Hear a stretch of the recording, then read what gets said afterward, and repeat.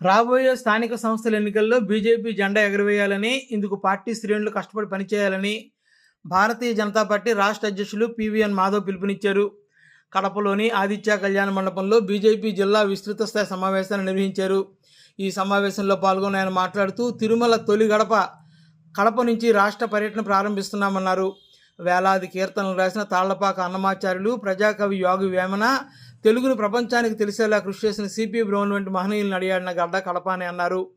కడప సాహిత్య చారిత్రక నేపథ్యమే కాక రాజకీయంగా కూడా ప్రాధాన్యత ఉన్న ప్రాంతమని అన్నారు. రాయలసీమ అభివృద్ధికి బీజేపీ అధిష్టానం అనేక కార్యక్రమాలు చేపట్టనున్నట్లు చెప్పారు. మొదటిగా మనకి దేవుని చెంతకు వెళ్ళాలి అంటే కలియుగ వెంకటేశ్వర స్వామి శ్రీ వెంకటేశ్వర సన్నిధి తిరుమలకి వెళ్ళాలి అంటే తొలి గడప నుంచి ప్రారంభించాలి. కేవలం అదే కాదు, దక్షిణాది ప్రాంతం నుంచి కాశీపురానికి వెళ్ళాలి అంటే ఈ గడప దాటి వెళ్ళాలి.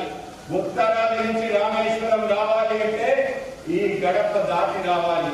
ఆ విధంగా 3 ప్రాంతాల నుంచి ఎవరైనా మిగతా ప్రాంతాలకు వెళ్ళాలంటే గడప పక్కాల్సిన అవసరం ఉంది.